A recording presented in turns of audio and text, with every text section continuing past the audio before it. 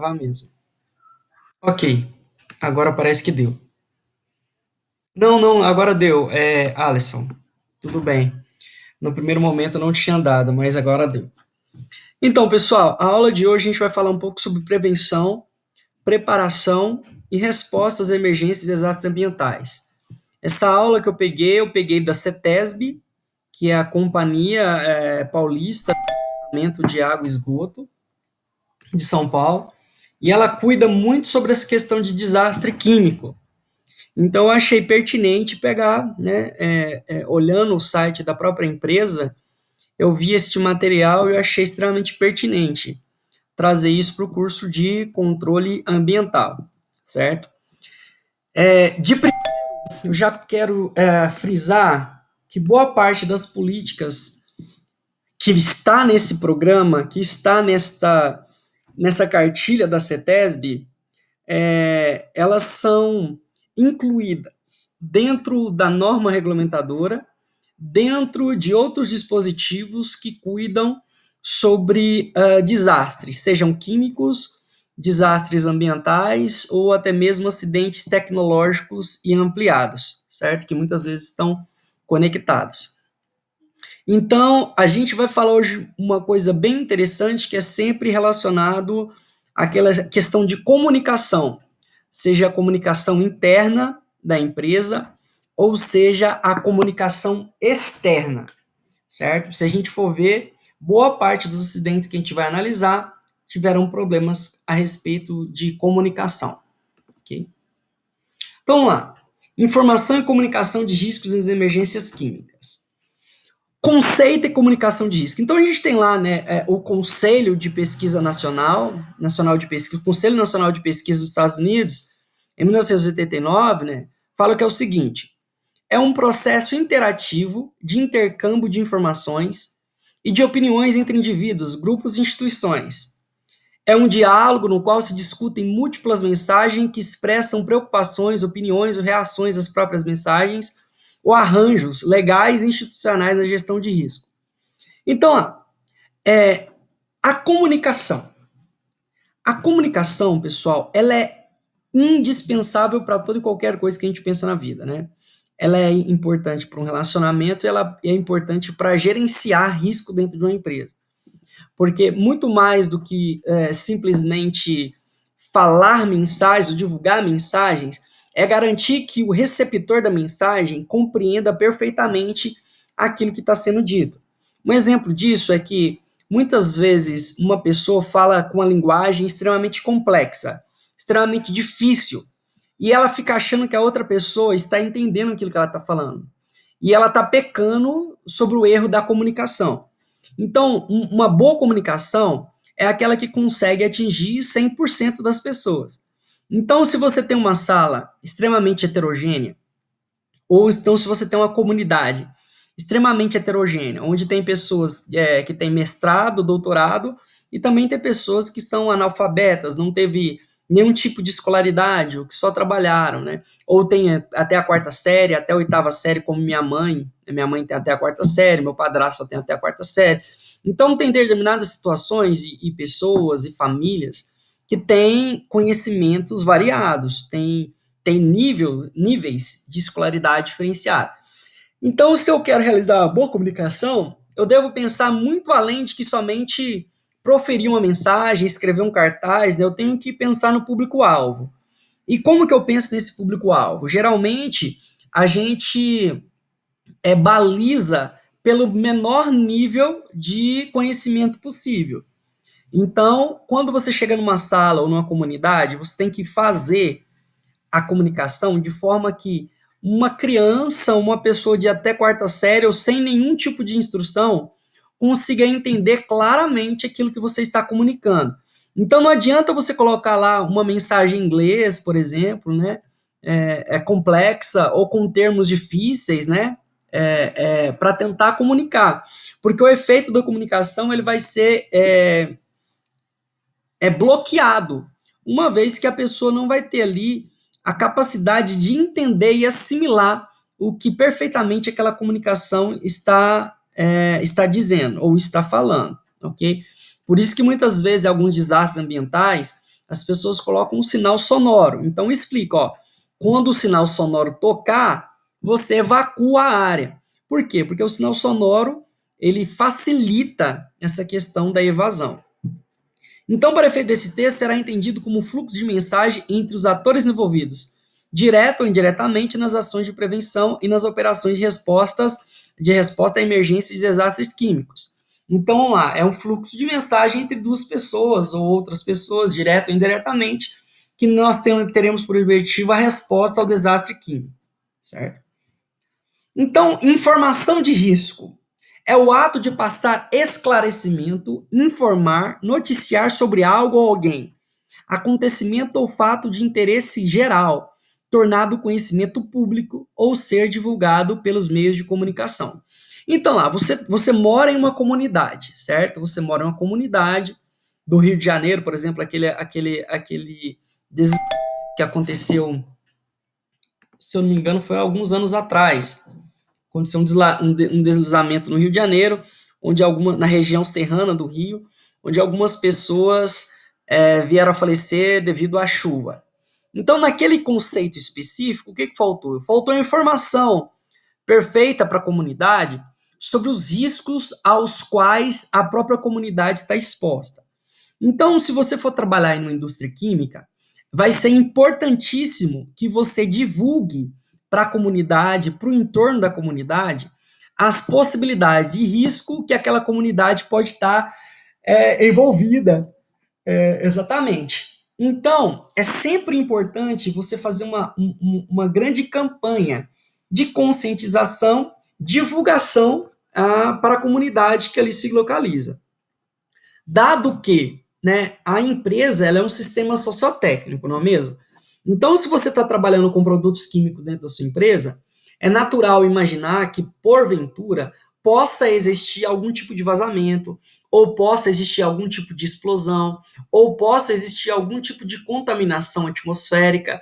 Então, quando você pensa sobre todas essas possibilidades, é direito da comunidade saber a respeito disso, né? Então você deve informar o risco para a comunidade.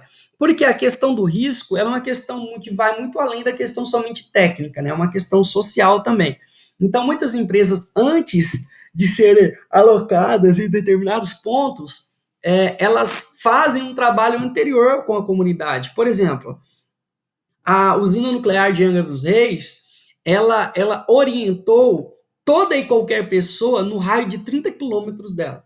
Então, 30 quilômetros ao lado da usina nuclear de Angra dos Reis, todas as pessoas, teoricamente, né, eu não sei como é que foi o treinamento lá, mas claramente foi isso que eles me disseram quando em visita naquele local, que todas as pessoas, eles fizeram um trabalho em escola, fizeram trabalhos em igreja, fizeram trabalhos de panfletagem, de carro de som, ou seja, toda aquela população no raio de 30 quilômetros, teoricamente, né, está totalmente informada a respeito do risco, ok? Então, para efeito do risco que pode acontecer ali em caso de um vazamento ou explosão da usina nuclear. Então, vamos fazer um panorama internacional sobre esses acidentes. Boa parte desses acidentes ampliados, ele aconteceu aí na década de 70, 90, mas ainda levou-se muito tempo para se estudar, analisar esses acidentes ampliados. Lembrando que boa parte deles aconteceram no Brasil, que também não tá isento das catástrofes. Então, eu vou falar um pouco sobre cada um desses aspectos. Então, lá, os acidentes, principais acidentes. Então, em 1972, Rio de Janeiro teve uma explosão, não só em 72, mas em 2001 também teve a plataforma P-36, né? Nós tivemos também um recipiente de gás que explodiu na Regap, se eu não me engano, em 2006 ou 2008, coisa do tipo. Então, nós tivemos vários acidentes, além desse de 1972, de maneira repetitiva, porque foi a explosão de tanques de armazenamento de gás liquefeito de petróleo, causando 38 mortes e 53 feridos. Então, isso já aconteceu no Brasil e se repetiu novamente em 2001, no início do século 21. Em 1972, eu acho que seria Flixburg, alguma coisa assim, né, na Inglaterra, Teve uma explosão da indústria química, também, da mesma coisa, ciclohexano, resultando em 28 mortes e 89 feridos. Lembrando que próximo a esse acidente também teve um acidente no Golfo Pérsico, certo? De uma plataforma de petróleo, causado também por uma questão de pressão institucional e precarização da própria indústria da extração do petróleo. Em 74, um desastre de Cartagena, explosão em fábrica de fertilizante. E depois nós tivemos dois grandes acidentes que gerou grandes problemas, que são os maiores, né, acidentes químicos, considerados um dos maiores acidentes químicos, né, depois de Chernobyl, que foi o caso de Bhopal, na Índia, em 84, e o de Seveso, na Itália, em 76. Todos eles tiveram grande quantidade de mortos, certo? 700, 2.500. O de Chernobyl está avaliado ali mais ou menos por baixo, 100 mil mortos, né? Alguns órgãos não governamentais avaliam mais mortos, porque é meio difícil você conseguir calcular a quantidade de mortos de Chernobyl, porque como a radiação ela é acumulativa, é meio difícil eu compreender quantas pessoas poderiam ter desenvolvido ou desenvolveram cânceres ou outras doenças correlatas. Mas, sem sombra de dúvida, se a gente for pensar em termos mundiais, o acidente de Chernobyl foi o maior acidente químico do mundo, né? Do mundo, acompanhado de Bhopal e Seveso. E o de Chernobyl, se eu não me engano, foi em torno dessa época, em 1986. Em 84, também na cidade do México, uma explosão gigantesca no esfera de petróleo, né, no México. Deixa eu ver se eu encontro aqui o vídeo a respeito disso. É. Aqui, encontrei o vídeo. Eu vou tentar aqui compartilhar minha tela com vocês, para que vocês tenham um pouco da ideia do que está acontecendo, né? O que acontece. Aqui, ó. Esse é o vídeo, tá? Então, vamos lá. Olha o que acontece. Então, esse aqui foi o acidente que aconteceu no México, né? E a gente vê aqui uma aproximação. Nós conseguimos verificar algumas pessoas trabalhando e tal. Se eu não me engano, a explosão acontece quando o caminhão chega próximo desse duto aqui, ó. Ok? Então, a gente está pensando aqui num acidente pequeno, um acidente de grandes proporções e ampliados, onde envolve a morte de dezenas e muitas vezes até milhares de pessoas. Ok?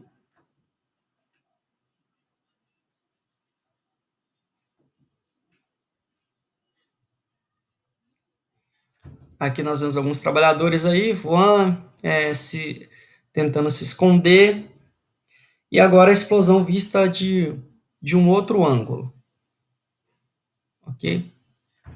Olha lá.